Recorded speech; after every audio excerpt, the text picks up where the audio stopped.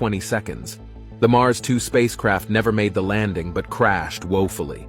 It was all due to a malfunction in its systems. The Mars 3, on the other hand, stuck the landing perfectly, becoming the first man-made craft to pull off a successful soft landing on the moon.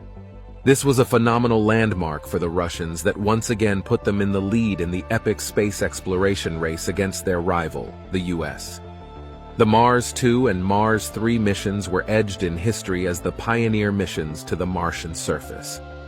The Mars 3, just like Mars 2, weighed around 4,650 kilograms. They comprised two main parts, an orbiter and a landing module.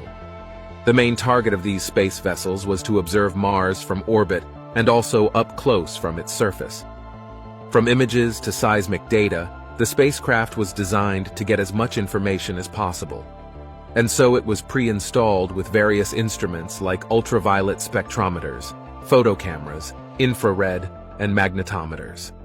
The ultraviolet spectrometers analyzed the atmosphere and soil on Mars, while the magnetometers gauged the intensity and direction of the magnetic field. The radiometers were responsible for collecting data on atmospheric pressure and water vapor levels. So, you see, the Mars 2 and 3 were very sophisticated vessels with technology way ahead of their time. These two spacecrafts have a special part called the lander, designed to survive the hard impact upon descent. The entire concept of the landing system was very fascinating. First, the landing sequence involved the deployment of a parachute specially tailored for the Martian atmosphere. Then, a set of retro rockets will be activated after a short while to further facilitate a gentle touchdown. But it wasn't long after the USSR's Mars 3 landed that it suddenly lost contact with the base. However, by now the USSR had gained a significant wealth of scientific knowledge and technological advancement. More so, they had tasted victory. And so, their ambitions were in no way deterred. Although the USSR's Martian missions may have been motivated by the desire to outshine the United States, there was also another agenda. You see, the Soviets were also seeking the answer to a great mystery, the mystery of aliens living on Mars.